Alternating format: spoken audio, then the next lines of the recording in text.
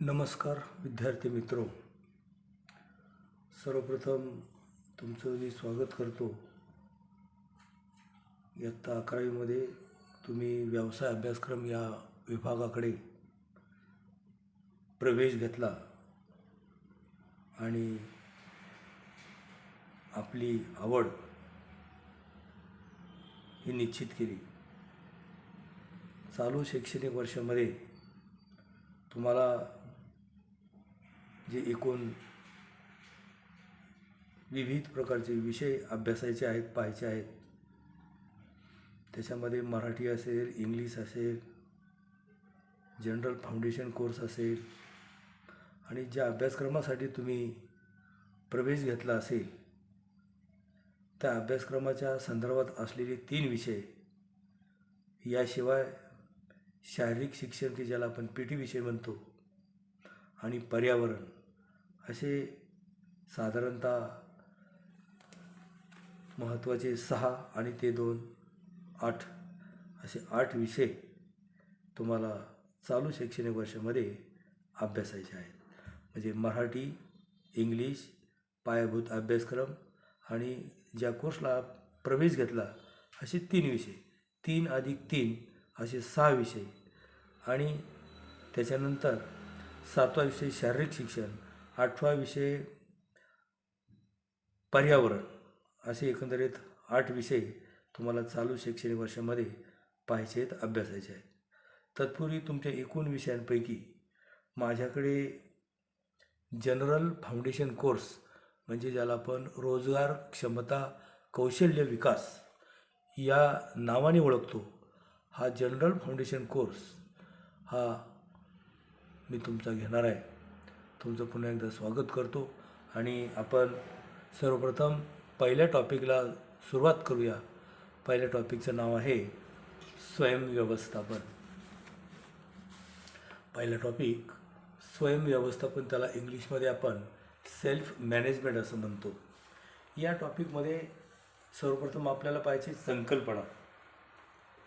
तर या संकल्पनेमध्ये आपल्याला असं म्हणता येईल की व्यवस्थापनाचा संबंध जीवनाच्या प्रत्येक क्षेत्राशी निगडीत आहे. व्यवसाय, कुटुंब, बँक, रुग्णालय, शाळा, कॉलेज, हॉटेल, व्यक्तिसमूह, संघ इत्यादीच्या सर्व बाबतीत याचा संबंध आहे. जसे कॉलेजचे व्यवस्थापन प्राचार्य करतात, रुग्णालयाचे वैद्यकीय अधिकारी करीत असतात, त्याचप्रमाणे स्वतःबाबतचे व्यवस्थापन आपण स्वतः करीत असतो व स्वयंव्यवस्थापनाद्वारे आपला सर्वांगीण विकास घडवून जीवनात प्रगती करीत असतो.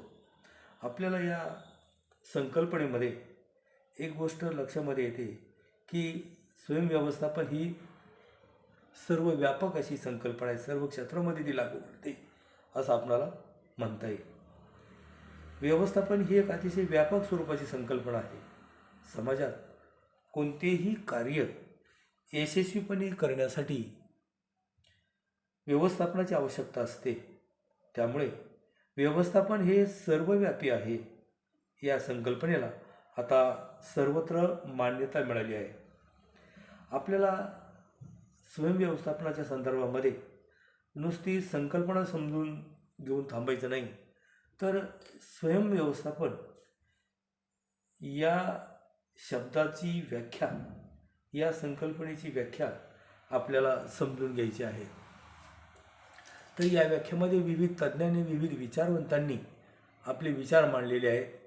त्याच्यामध्ये FS ब्रेज असेल, SP राणे असतील, FW टेलर असतील, असे विविध विचारवंतांनी, विविध लेखकांनी स्वयंव्यवस्थापन यावर आधारित आपली मतं मांडण्याचा प्रयत्न केलेला आहे. त्याच्यामध्ये आपण प्रथमतः पाहूया FL ब्रेज या विचारवंताने किंवा या लेखकानं स्वयंव्यवस्थापनाच्या संदर्भात आपले काय विचार मांडलेले आहेत. ब्रेज असे म्हणतात की स्वतःच्या कार्याचे नियोजन व नियमन करण्याची प्रक्रिया म्हणजे स्वयंव्यवस्थापन होय. म्हणजे बघा, एक गोष्ट लक्षामध्ये येते की ब्रेज यांच्या माहितीनुसार, यांच्या विचारानुसार स्वतःच्या कार्याचे नियोजन आणि नियमन करण्याची प्रक्रिया म्हणजेच स्वयंव्यवस्थापन असं आपल्याला म्हणता येईल. पुढचा विचारवंत आहे SP राणे.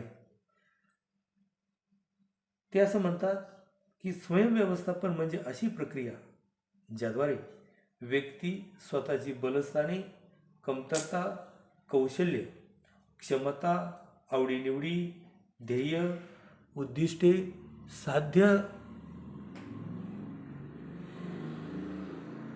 करण्यासाठी हे जाणून घेतात व त्याद्वारे योग्य निर्णय घेऊन त्यांची अंमलबजावणी करीत असतात. याशिवाय पुढचा लेखक आहे FW टेलर. टेलर असे म्हणतात, स्वयंव्यवस्थापन ही एक कला आहे ज्यातून तुम्हाला कोणते काम करायचे आहे व ते काम अधिक चांगल्या रीतीने कसे होईल हे जाणून घेता येईल. अशा प्रकारे स्वयंव्यवस्थापन हे स्वतःच्या उद्दिष्टांच्या पूर्ततेशी निगडीत असे महत्त्वपूर्ण कार्य आहे.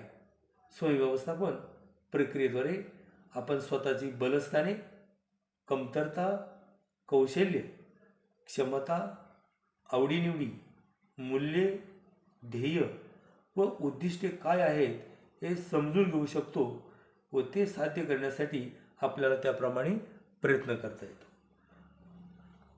आपल्याला आता पुढं पाहायचं आहे स्वयंव्यवस्थापन या टॉपिकमध्ये. पुढचा पॉईंट आहे स्वतःमधील शक्तिस्थाने व कमतरता यांचा शोध.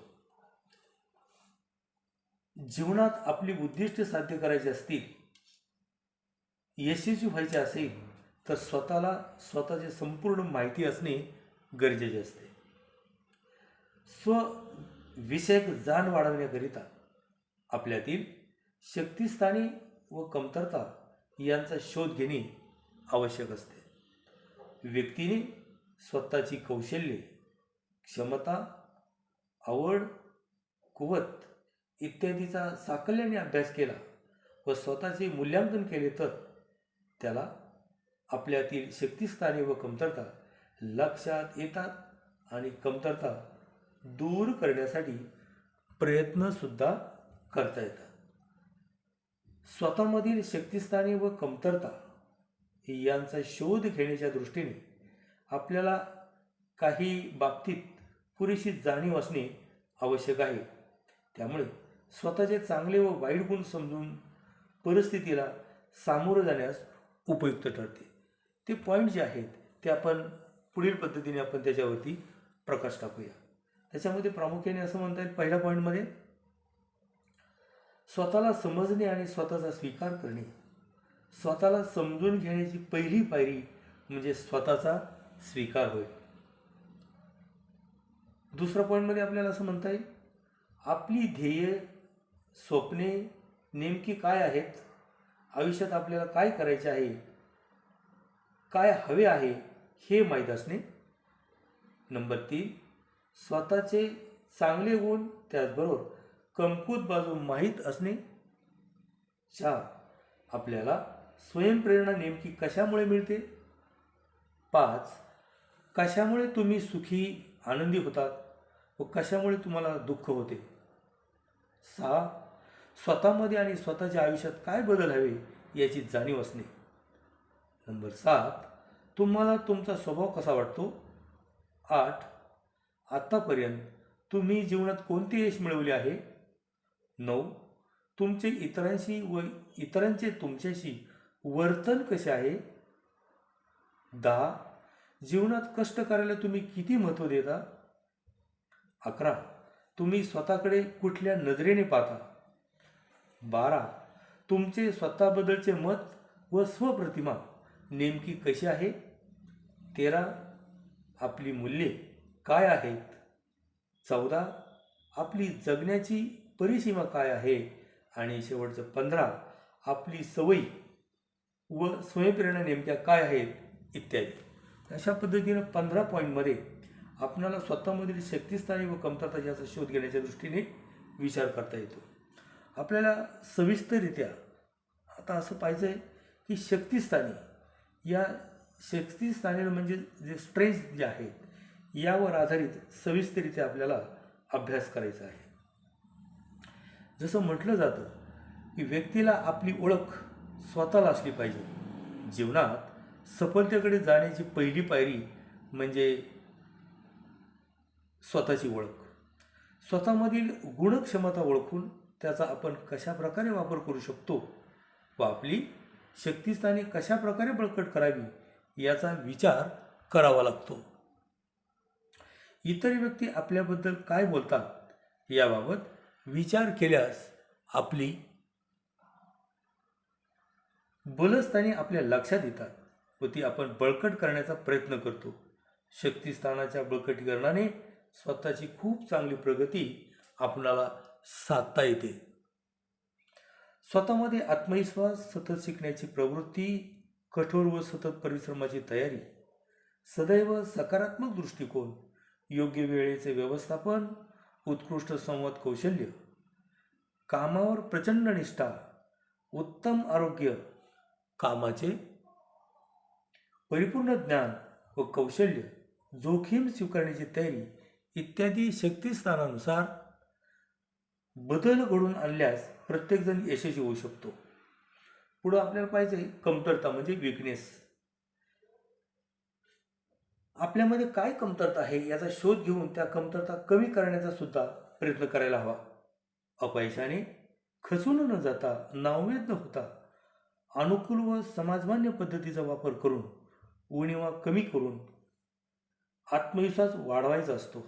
आपणास स्वतःमध्ये विषयाचे पुरेसे ज्ञान, कौशल्य नसणं, संगणक साक्षरतेचा अभाव, संवाद कौशल्याचा अभाव, अयोग्य वेळेचे व्यवस्थापन, योग्य निर्णय घेण्याची व समस्या सोडवण्याची क्षमता नसणे, दूरदृष्टी नसणे, आत्मविश्वासाचा अभाव, उतावळेपणा, सभोवतालच्या वातावरणाशी जुळवून घेण्याची क्षमता नसणे इत्यादी सारख्या अनेक त्रुटी आढळून येतील. परंतु निराश न होता प्रत्येकाने यात सुधारणा कशा करता येतील याचा विचार करायला हवा. सतत आपले ज्ञान अद्ययावत ठेवावे, त्रुटींचा विचार करून त्यावर उपाययोजना कराव्यात हे लक्षात घ्या. आता आपल्याला पुढे पाहिजे स्वतःमधील शक्तिस्थाने व कमतरता यांचे महत्त्व. याच्यामध्ये आपल्याला प्रथमतः असं सांगता येईल, नंबर 1 मध्ये आपली शक्तिस्थाने व कमतरता याचा शोध घेतल्यामुळे शक्तिस्थाने आणखी मजबूत करून कमतरता नाहीशा करण्याच्या दृष्टीने आपल्याला पाऊल उचलता येतात. दुसरं महत्त्व स्वतःची लायकी व स्वतःनुसार प्राप्त यश यांचा ताळमेळ कसा आहे हे समजता येते. 3 जीवनात तो काय चांगले करू शकतो व करू शकत नाही हे कळते. 4 आपण सध्या कुठे आहोत व ध्येय निश्चितीसाठी कोणते उद्दिष्ट पूर्ण करावे लागतील याची कल्पना येते. आणि शेवटी 5 आपणास एखादे करिअर योग्य आहे किंवा नाही याचा आढावा घेता येतो. त्यानुसार पुढील करिअरचा आपल्याला मार्ग निवडता येतो. म्हणजे अशा पद्धतीनं आपण या टॉपिकमध्ये स्वयंव्यवस्थापन, त्याची संकल्पना, त्याच्यानंतर स्वयंव्यवस्थापनाच्या विविध असलेल्या व्याख्या, स्वतःमधील शक्तिस्थाने व कमतरता यांचा शोध, त्याच्यामध्ये शक्तिस्थाने, कमतरता यावर आधारित आपण माहिती मिळवलेली आहे. आणि शक्तिस्थाने आणि कमतरता यांचं जीवनामध्ये महत्त्व किंवा त्याचे फायदे काय आहेत यावर आधारित आपण माहिती मिळवण्याचा प्रयत्न केलेला आहे. या ठिकाणी आपण थांबूया. या पाठातील राहिलेला पुढचा भाग आपण नंतरच्या व्हिडिओमध्ये पाहूया. धन्यवाद.